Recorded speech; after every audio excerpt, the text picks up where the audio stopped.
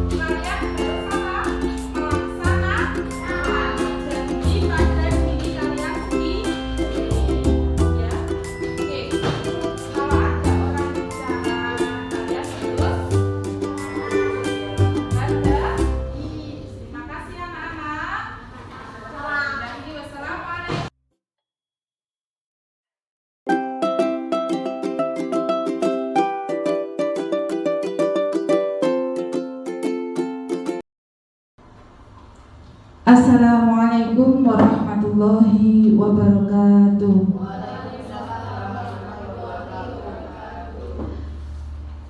Alhamdulillahirabbil alamin. Assalatu wassalamu ala asrofil anbiya wal mursalin Sayyidina wa maulana Muhammadin wa ala alihi wa sahbihi ajma'in. Amma ba'd. Kepada yang terhormat Ibu Kepala SDN Kedung Malang, kepada Bapak Ibu Guru SDN Kedung Malang yang kami hormati, pertama-tama marilah kita panjatkan puja dan puji syukur kita atas kehadirat Allah SWT yang telah memberikan hidayah, inayah serta nikmat yang luar biasa ini sehingga kita dapat berkumpul dalam acara. Di sini akan mendiskusikan atau praktek baik tentang membuat keyakinan kelas untuk membangun budaya positif di sekolah. Nah, pertama-tama budaya positif itu adalah nilai-nilai, keyakinan dan kebiasaan-kebiasaan di sekolah yang berpihak pada murid, agar murid dapat berkembang menjadi pribadi yang kritis, penuh hormat dan bertanggung jawab kepada dirinya sendiri, baik dirinya sendiri maupun orang lain. Nah, ini adalah budaya positif yang ada di sekolah. Kemudian selain makna budaya positif, saya juga akan mendiseminasikan makna disiplin. Disiplin diri dapat membuat seseorang menggali potensinya menuju kepada sebuah tujuan, sesuatu yang dihargai dan bermakna. Seseorang yang memiliki disiplin diri berarti mereka bisa bertanggung jawab terhadap dirinya sendiri dan bertanggung jawab apa yang telah dia lakukan. Terima kasih banyak Bapak Ibu atas waktunya di siang hari ini menyempatkan diri untuk bisa berdiskusi bersama saya membahas tentang kedisiplinan atau budaya positif yang ada di sekolah. Kemudian selanjutnya nilai kebajikan. Nilai-nilai kebajikan adalah sifat-sifat positif manusia yang merupakan tujuan mulia yang ingin dicapai setiap individu. Nilai-nilai kebajikan yang diyakini seseorang, maka motivasi intrinstiknya akan terbangun oleh dirinya sendiri. Nah, sehingga menggerakkan motivasi dari dalam untuk dapat mencapai tujuan yang mulia yang diinginkan. Kemudian nilai-nilai kebajikan itu meliputi yang pertama keadilan, bertanggung jawab, kejujuran, bersyukur, lurus hati, kemudian integritas, kasih sayang, rajin, percaya diri, kesabaran, dan mandiri. Nah, setelah ini ada restitusi, hukuman, dan konsekuensi. Nah, ini restitusi adalah proses menciptakan kondisi bagi murid untuk memperbaiki kesalahan mereka. Jadi gini Bapak Ibu, tentu saat kita melaksanakan pembelajaran akan mendapatkan sebuah masalah yang terletak pada peserta didik kita. Nah, kesalahan atau masalah yang diciptakan peserta didik itu pastinya akan menimbulkan kesalahan atau masalah itu tersendiri. Nah, bagaimana kita menyelesaikan masalah tersebut agar peserta didik kita itu mampu menganalisis dirinya sendiri. Nah, ini ada 3, yaitu restitusi, kemudian hukuman, dan konsekuensi. Restitusi adalah proses menciptakan kondisi bagi murid untuk memperbaiki kesalahan mereka. Saat peserta didik kita melakukan kesalahan, maka kita akan melaksanakan restitusi sehingga mereka bisa kembali pada kelompok mereka. dengan karakter yang lebih kuat. Kalau hukuman itu bersifat tidak terencana atau tiba-tiba. Nah, kita melakukan restitusi dulu, kemudian ada hukuman.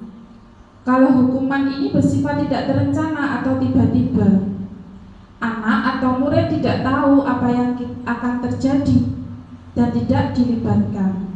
Nah, hukuman bersifat satu arah dari pihak guru yang memberikan dan murid hanya menerima sesuatu hukuman tanpa melalui kesepakatan. Nah, kemudian ada konsekuensi. Konsekuensi itu sudah terencana atau sudah disepakati. Adanya peraturan terlebih dahulu, kemudian konsekuensinya apa? Kalau restitusi tadi, proses menciptakan kondisi murid untuk memperbaiki masalah mereka sendiri. Kemudian yang kedua adalah hukuman, yaitu bersifat dari guru yang langsung tanpa ada mengetahui, murid itu tidak mengetahui. Kemudian konsekuensi adalah hukuman yang sudah dibuat antara guru dan murid. Kemudian di sini gini Bapak Ibu, pertama-tama kita mengalami sebuah masalah kepada murid. Ada salah satu murid itu membuat kesalahan. Contohnya, anak tersebut kebetulan di kelas saya itu ada seorang anak yang melakukan kesalahan, yaitu suka meminta uang saku kepada temannya. Nah, saya sebagai guru harus Bapak Ibu mengambil tindakan. Nah, nanti panjenengan kalau di kelas kan mungkin mengalami hal yang sama seperti saya kemarin, saya juga akan melakukan tindakan, tetapi dengan mengambil dari 3 itu tadi, restitusi atau hukuman atau konsekuensi. Nah, berikut ini ada salah satu beberapa materi ya, ada hukuman atau konsekuensi. Dari titik ini, poin-poin ini, mana yang termasuk hukuman dan mana yang termasuk konsekuensi, seperti itu. Poin pertama, murid membuat kesalahan karena terlambat hadir di sekolah, kemudian disuruh lari mengelilingi lapangan sebanyak 2 kali karena mereka tadi terlambat. Itu termasuk konsekuensi atau hukuman Bapak Ibu? Hukuman karena melakukan tindakan yang tanpa anak itu tahu. Kemudian membersihkan WC sekolah karena mematahkan pensil kawannya. Masuk hukuman atau konsekuensi? Hukuman juga. Karena apa? Mematahkan pensil itu tidak sengaja kemudian langsung dihukum membersihkan WC. Nah, Bapak Ibu pernah mboten melakukan sesuatu yang kepada muridnya itu bersifat menghukum? Pernah napa mboten? Pernah. Kita semua itu jadi guru kalau sebelum mendapatkan materi ini pernah Bapak Ibu. Saya pun juga pernah melakukan menghukum murid. Nah, karena anak-anak melakukan kesalahan, maka dari itu saya juga posisinya juga jadi guru penghukum, seperti itu. Anak-anak tidak mengerjakan PR, saya suruh menulis sebanyak 100 kali. Saya minta maaf. Nah, itu termasuk hukuman Bapak Ibu tanpa anak mengetahui. Dan itu kalau kita sudah mengetahui budaya positif, hal ini semoga tidak akan terjadi lagi. Kita itu sebagai guru jangan sekali-kali menghukum siswa. Ngoten nggih Bapak Ibu nggih.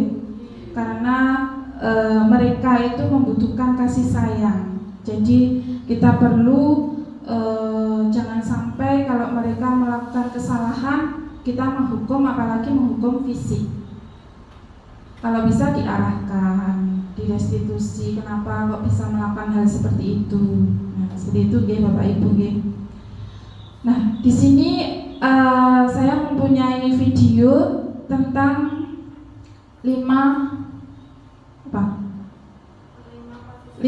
posisi kontrol. Coba tolong diputar Bu Ayu.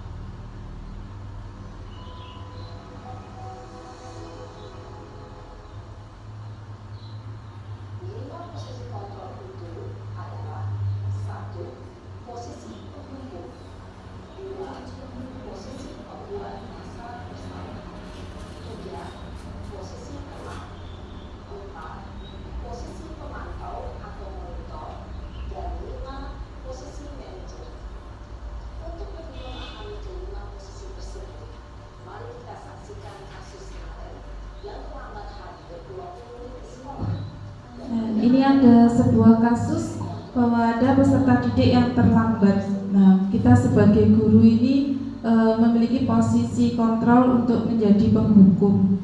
Nah, seperti ini ya Bapak Ibu. Ada salah satu murid itu yang datang terlambat. Nah, ini contoh guru penghukum.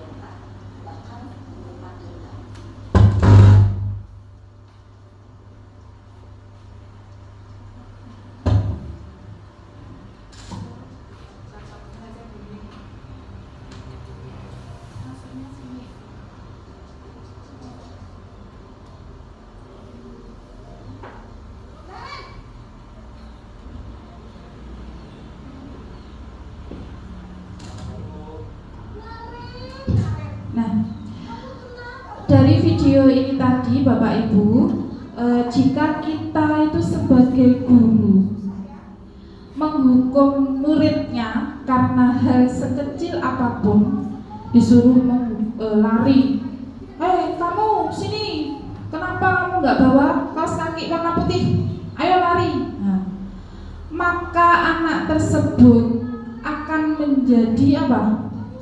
Pendendam. Ini tadi dia itu pendendam. Kemudian satu lagi, dia akan menjadi pemberontak. Nah, padahal peserta didik kita sudah meminta maaf, tapi guru itu tetap melakukan penghukuman. Nah, semoga dari posisi kontrol kita sebagai guru untuk menghukum ini jangan sampai terjadi lagi, Bapak Ibu. Nah, kemudian, nah, sesi pembuat salah. Coba dibedakan nih Bapak Ibu nih. Kalau yang pertama tadi kita sebagai penghukum. Nah, anak-anak kita akan menjadi pemberontak, kemudian mereka akan menjadi pendendam. Nah, seperti itu. Kita sebagai posisinya membuat anak itu merasa bersalah. Nah, seperti ini nantinya.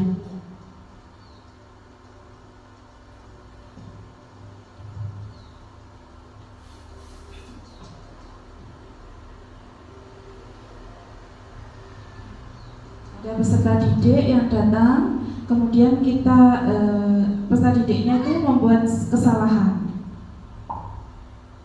Kita sebagai guru yang membuat peserta didiknya merasa bersalah. Nah, sudah jam berapa ini nak? Kenapa jam segini baru berangkat sekolah? Nah, kalimat dari yang pertama, hei Naren, sini kamu, kemana kamu?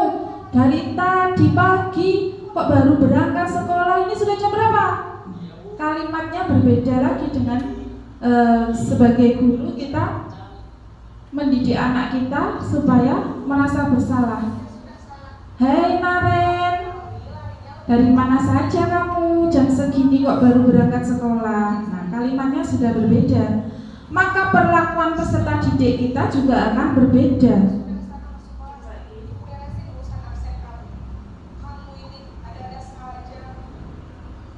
Nah,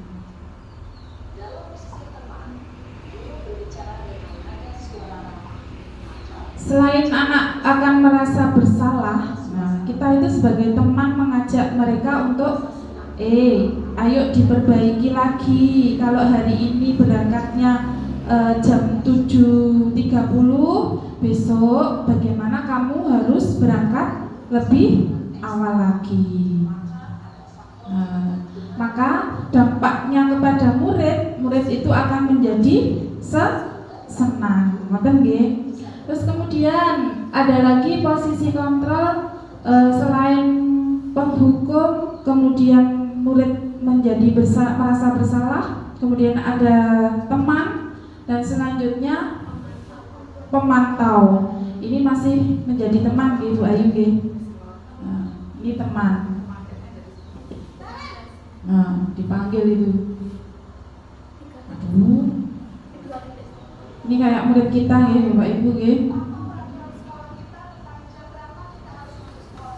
Nah, ini dilihatkan, diingatkan. Kita peraturan di sekolah itu jam berapa berangkatnya anak-anak? Oh iya Bu, jam 7 sudah harus di sekolahan. Berarti kamu harus berangkat lebih awal lagi.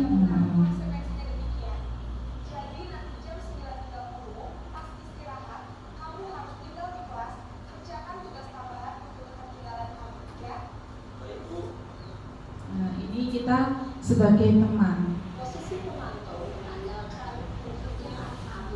Kemudian kita sebagai posisi pemantau, kita pantau terus anaknya itu. Hari ini berangkatnya jam 7.30, besok jam 7:10. Nah, besoknya lagi kita pantau terus, akan apa? Anak tersebut akan terbiasa, terus kemudian berangkatnya lebih awal. Dan ini adalah posisi kita sebagai manajer yang terakhir nih Bapak Ibu nggih.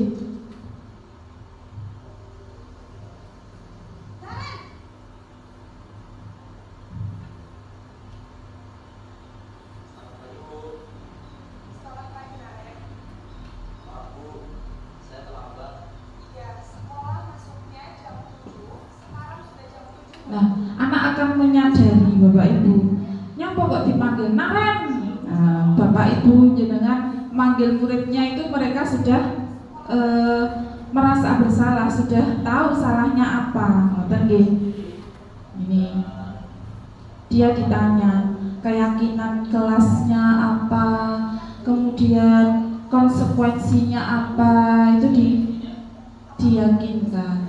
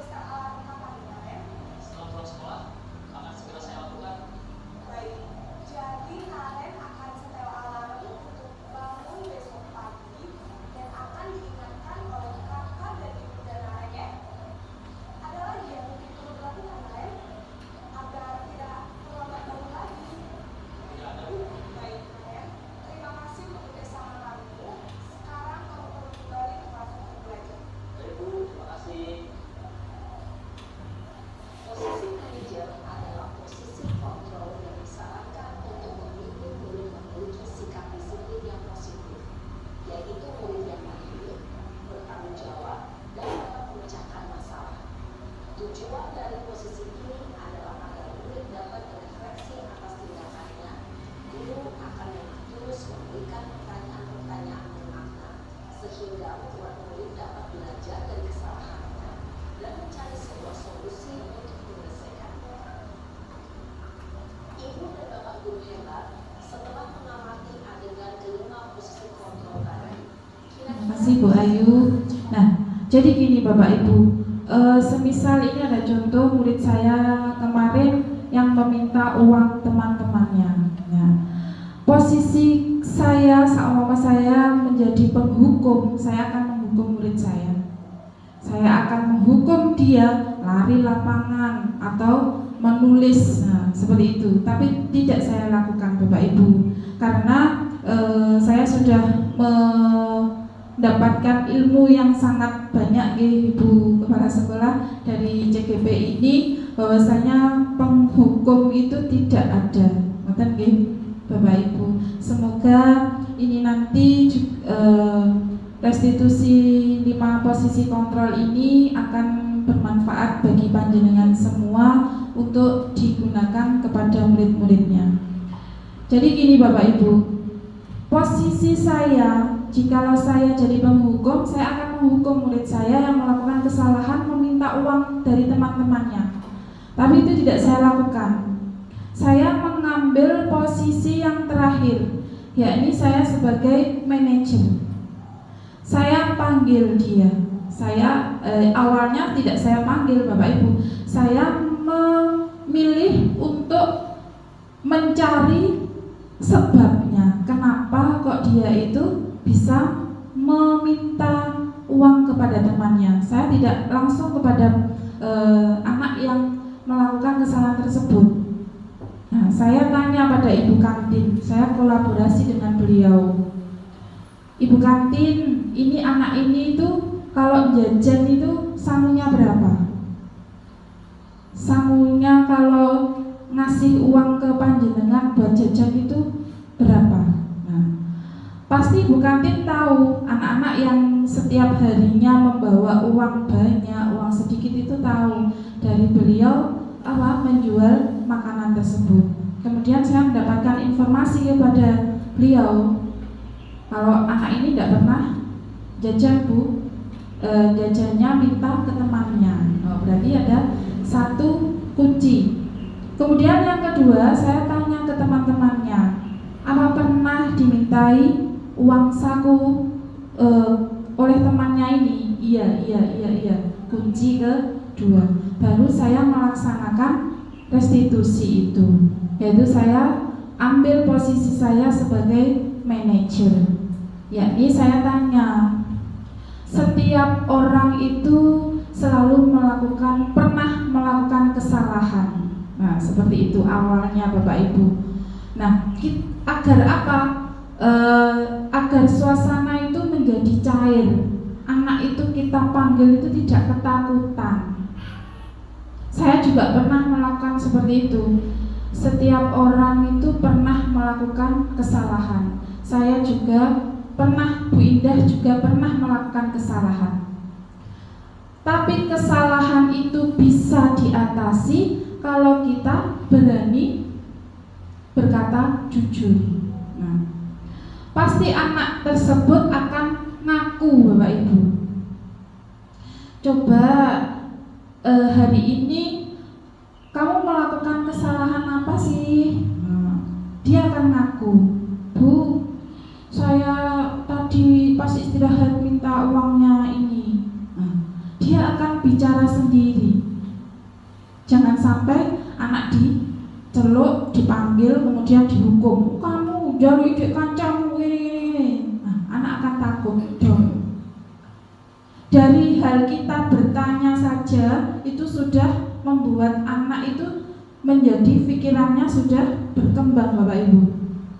Dia satu tidak akan takut untuk melakukan kesalahan. Dia tidak akan takut untuk bertanggung jawab kalau kita posisinya sebagai manajer. Terus setelah kamu lakukan kesalahan tersebut, minta uang temanmu, kenapa kamu kok melakukan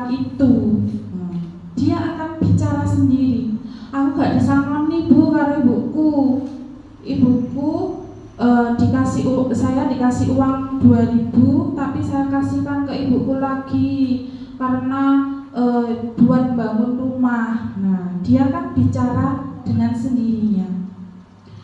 Terus kalau tahu begitu, kalau sampean mintai uang temanmu, nak temanmu itu tadi kurang sanune, terus gimana? Nah, dia akan mencari solusinya sendiri. Anak tersebut yang melakukan kesalahan akan mencari solusinya sendiri. Oh iya Bu, besok saya akan membawa bekal sendiri. Nah, dia sudah berjanji. Apa nggih, Bapak Ibu nggih? Kemudian dia akan menemukan solusinya sendiri. Bu, saya besok akan meminta uang saku ke ibu saya lebih. Nah, seperti itu. Dia akan mencari solusinya sendiri tanpa saya harus memberi solusi kepada anak tersebut. Maka anak tersebut akan menjadi lebih mandiri. Seperti itu nggih Bapak Ibu nggih. Semoga dari diseminasi budaya positif di sekolah ini dapat membuat atau berbagi praktik baik kepada semua. Semoga dapat dilaksanakan juga nanti kalau ada peserta didiknya yang menemukan kesalahan. Ngoten nggih Bapak Ibu nggih. Kemudian selanjutnya yaitu kebutuhan dasar manusia. Konsep 5 langsung. Konsep 5 kebutuhan dasar manusia menurut Dr. William Glasser. Nah, kebutuhan yang pertama yaitu kebutuhan bertahan hidup. Karena tadi murid saya itu juga mempertahankan hidup, pengen jajan. Nah, itu loh. Kemudian dia juga untuk bertahan hidup, contohnya perutnya lapar, dia butuh makanan. Nah, seperti itu. Kemudian yang kedua yaitu cinta dan kasih sayang, kebutuhan untuk diterima. Setiap murid ingin menjadi bagian dari kelas dan diterima oleh kelompoknya. Kadang peserta didik itu ada Bapak Ibu yang pengen mencari perhatian gurunya. Dia itu pengen diperhatikan oleh gurunya dengan membuat masalah kecil, masalah besar itu. Dia itu butuh kasih sayang. Kemudian butuh kebebasan. Anak-anak peserta didik itu butuh kebebasan yang diarahkan oleh kita sebagai guru. Kemudian selanjutnya kebutuhan akan kesenangan. Mereka itu juga membutuhkan kesenangan Bapak Ibu. Nanti di pembelajaran kita buat pembelajaran yang menyenangkan. Kemudian yang terakhir yaitu kebutuhan akan penguasaan. Setiap murid mempunyai kebutuhan untuk merasa kompeten. Mereka itu biasanya pengen diakui kalau mereka itu pintar, mereka bisa. Nah, seperti itu. Kemudian ada lagi restitusi 5 posisi kontrol tadi sudah nggih. Segitiga restitusi tadi. Bapak Ibu, kalau kita melakukan 3 sisi segitiga restitusi, ini ada sebuah masalah yang dihadapi oleh peserta didik kita, dan kita sebagai guru harus bisa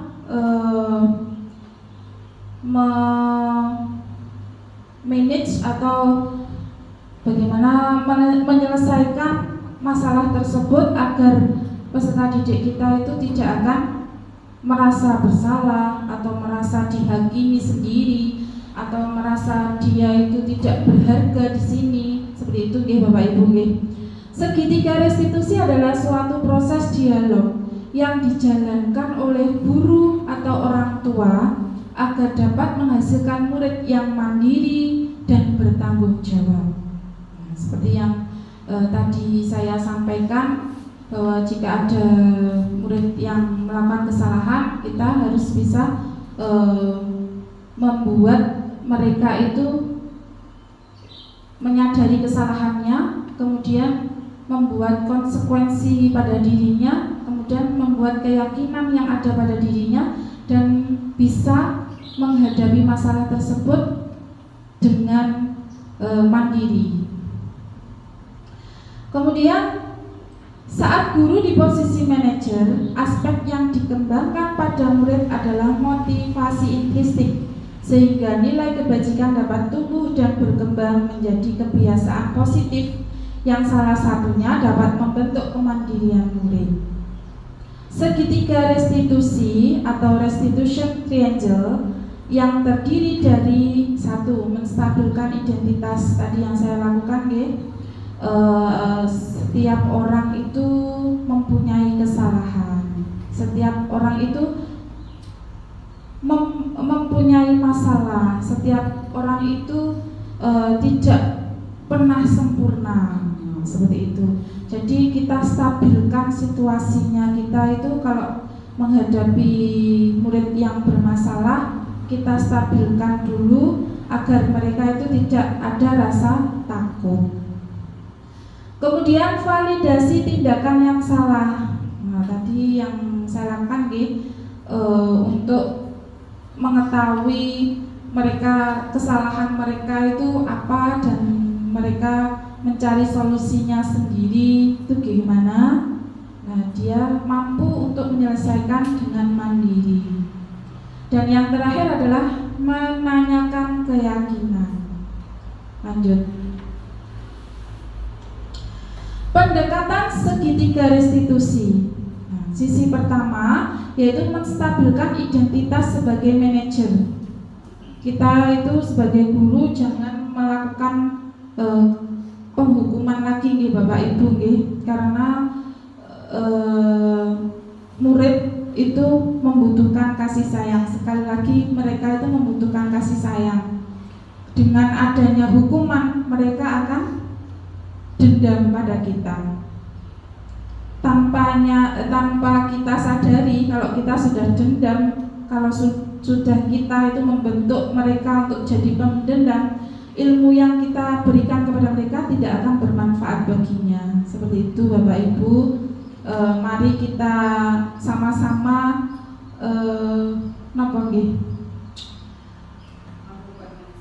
merubah mindset kita sebagai guru penghukum menjadi manajer.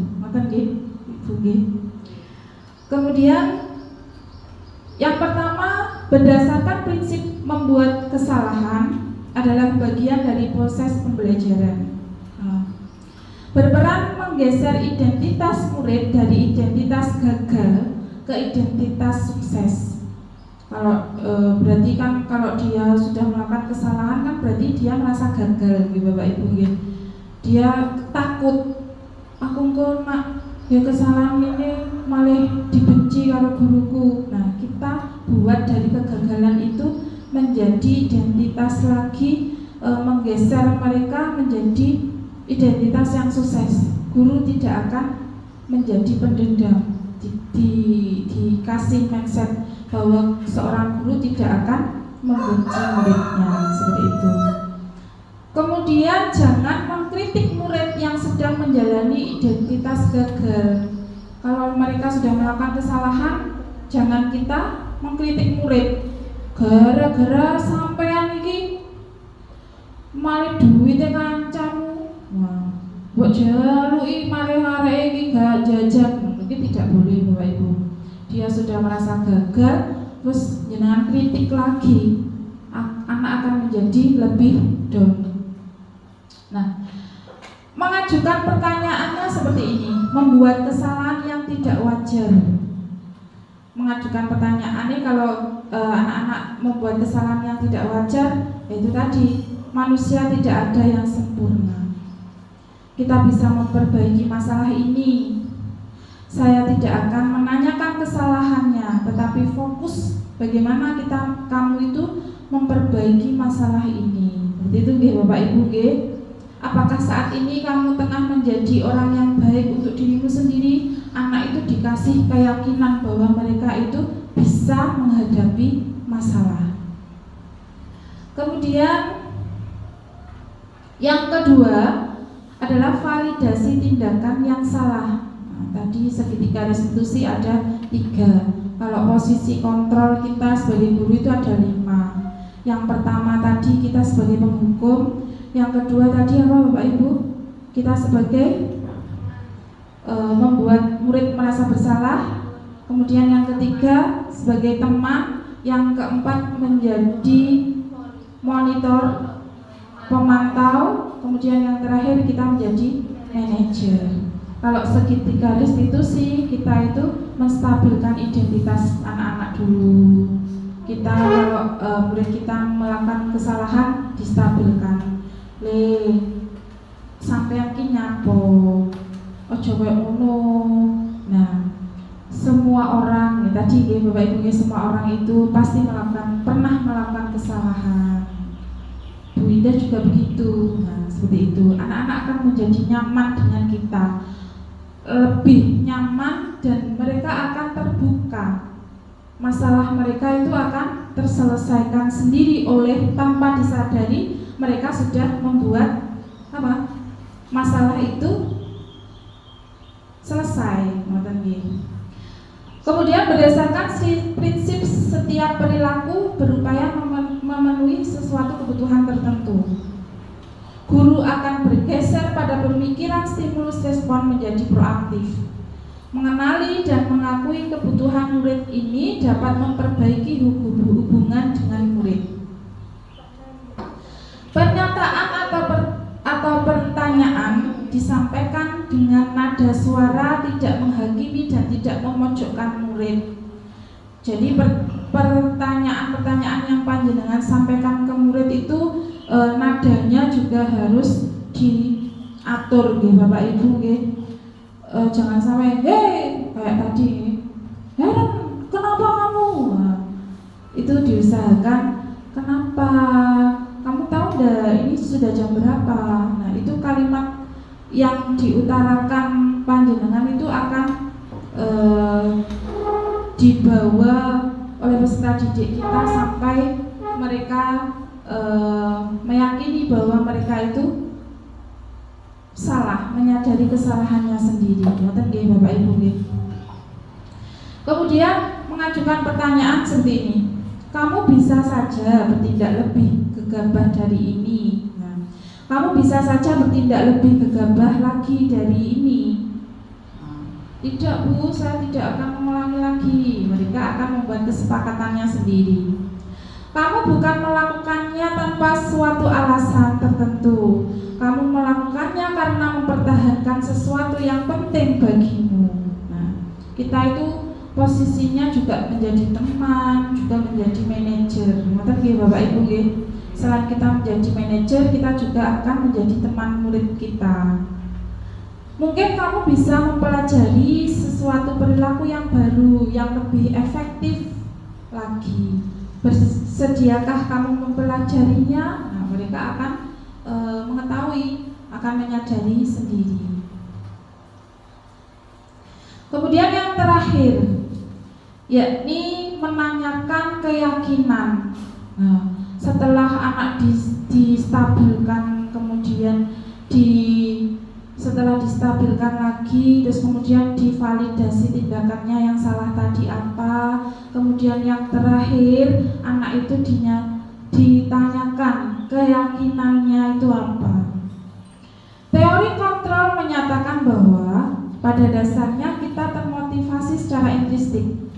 Saat perilaku telah divalidasi dan identitas sukses telah distabilkan, maka murid telah siap mengaitkan keyakinan dengan tindakan yang salah. Nah, contohnya gini, mengajukan pertanyaan kepada murid-muridnya. Sebagai keluarga atau sebagai ibu di sekolahmu, apa yang kamu yakini dari kesalahan tadi yang sudah kamu lakukan itu? Bagaimana kamu bisa merubah perilaku yang salah itu menjadi perilaku yang lebih baik lagi daripada ini? Ngoten nggih. Kemudian nilai-nilai apa yang telah kita sepakati di kelas kita kemarin kan sudah membuat kesepakatan kelas bahwasanya sama temannya itu harus hidup rukun. Nah, kamu masih ingat enggak dengan keyakinan yang sudah kita buat di kelas? Oh ya, sudah Bu. Nah, seperti itu. Kemudian seperti apa gambaran sebuah kelas yang ideal bagi kamu? Dan yang terakhir, kamu ini ingin menjadi seorang yang bagaimana? Seorang murid yang bagaimana? Itu ditanyakan. Coba Bu Ayu, ini ada sebuah video 3 restitusi, segitiga restitusi. Yang terakhir tadi.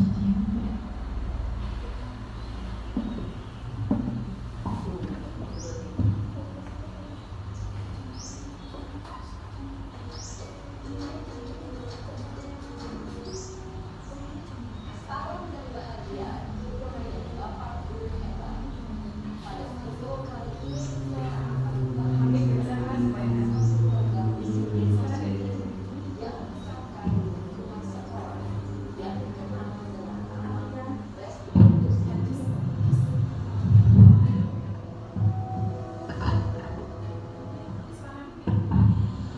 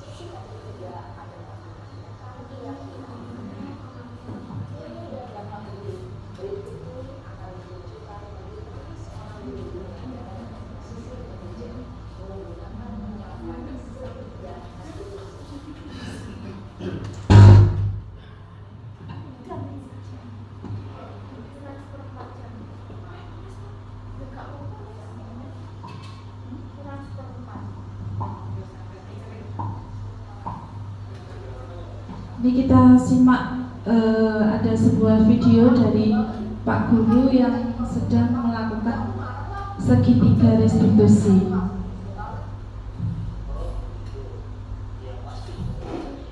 Bapak Ibu guru ini sabar Bapak Ibu. Semoga nanti setelah ini kita akan menjadi Bapak Ibu guru yang lebih sabar lagi, menghadapi peserta didiknya.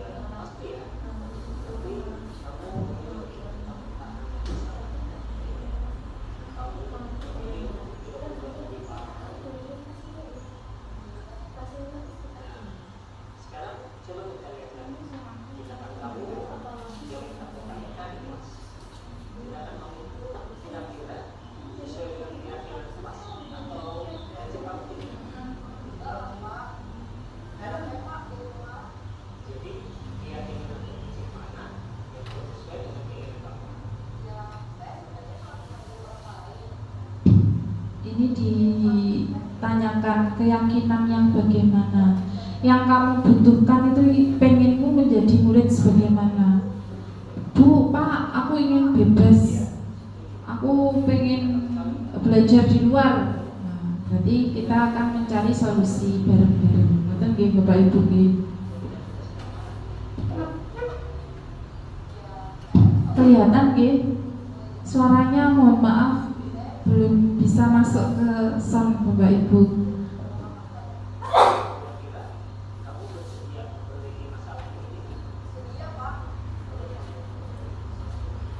Nah, Bapak ini menjadi posisi kontrolnya menjadi manajer. Kan nggih Bapak Ibu nggih.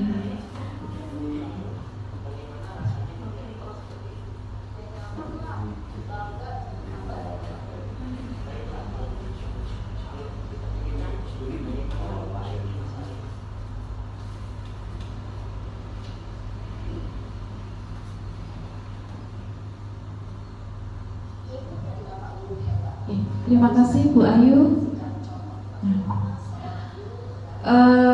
Ini yang terakhir nggih Bapak Ibu nggih. Kita sudah melaksanakan tadi posisi kita sebagai guru itu ada posisinya ada 5. Kemudian kita kalau menyelesaikan masalah muridnya itu ada segitiga restitusi. Kita sebagai seorang manajer harus mampu melaksanakan segitiga restitusi. Maka Bapak Ibu nggih, semoga diseminasi pada siang hari ini bermanfaat bagi kita semua dan setelah kita bertemu pada budaya positif di sekolah tentang segitiga restitusi, kemudian 5 posisi kontrol ini, kita akan membuat peserta didik kita itu tidak akan lagi menjadi orang yang takut melakukan tindakan mengakui kesalahan. Ngoten nggih Bapak Ibu nggih. Terima kasih banyak atas waktunya yang telah diberikan pada siang hari ini Bapak Ibu. Kemudian yang terakhir ya ini saya minta tanggapan atau refleksi dari Bu Dia kepada Bu Dia. Kami persilakan. Baik, terima kasih Bu Endah atas waktu yang diberikan kepada saya. Apa yang sudah disampaikan Bu Endah tadi tentang budaya positif sudah sangat jelas sekali ya, dijelaskan secara detail tentang apa itu budaya positif, kemudian apa itu tentang keyakinan kelas, dan juga bagaimana cara menumbuhkan motivasi intrinsik pada peserta didik kita, yang mana kita harus memposisikan diri sebagai manajemen ya Bu Endah ya. Jadi kita harus menempatkan diri sebagai manajemen yang mana mempersilahkan manajer ya, memposisikan diri sebagai manajer, di mana kita mempersilahkan murid kita untuk mempertanggungjawabkan perilakunya dan mencari solusi dari perilaku tersebut. Seperti itu ya Bu Endah. Terima kasih Bu Endah, ilmu yang diberikan saat ini tadi sangat berguna bagi kami. Semoga kami nanti bisa mengaplikasikannya di dalam kelas kami masing-masing. Demikian. Terima kasih Bu Endah. Terima kasih banyak Bu Dia atas refleksinya pada siang hari ini.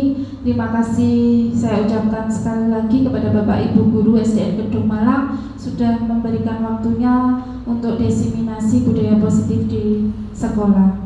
Saya akhiri, wassalamualaikum warahmatullahi wabarakatuh.